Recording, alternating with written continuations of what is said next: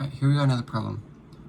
We have vector r with using t as the variable is this.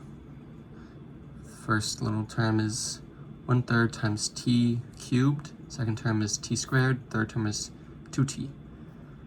Now we're trying to find x here, and x is equal to the magnitude of the first derivative of vector r. So to start it off, we're going to want to find the first derivative of vector r. We'll do the magnitude next.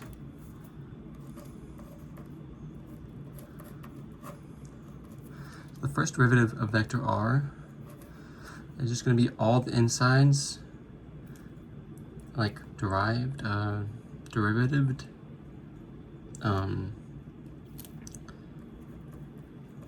know how to write it out, I just don't know how to say it. Like this for each one.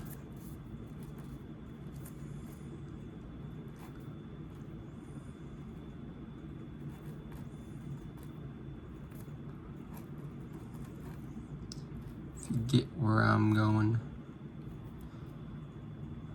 Alright, so we just gotta find the derivative of each little term.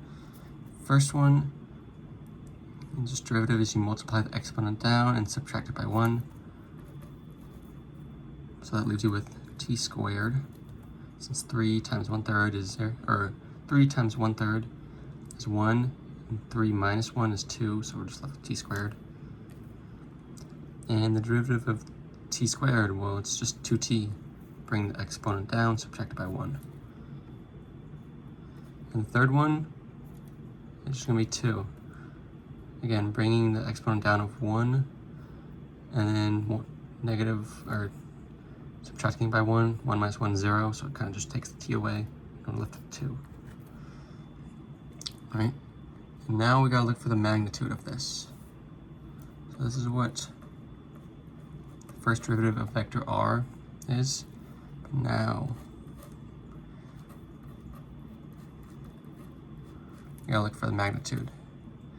And when we're looking for the magnitude, we're gonna kind of like use the, it's kind of like a,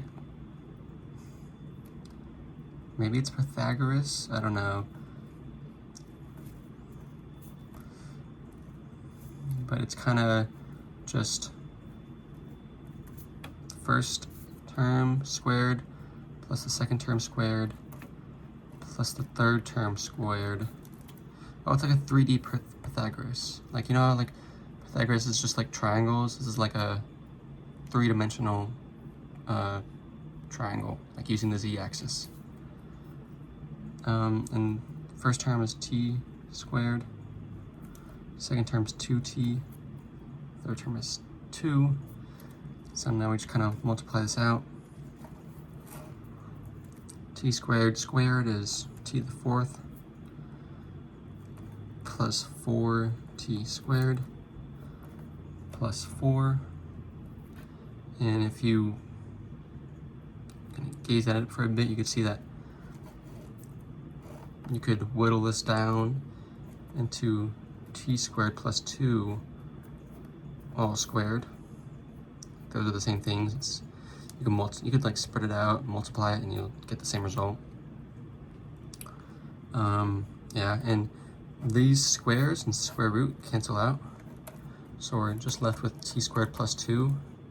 That's the magnitude of the first derivative of vector r, and well, that's what we were looking for. So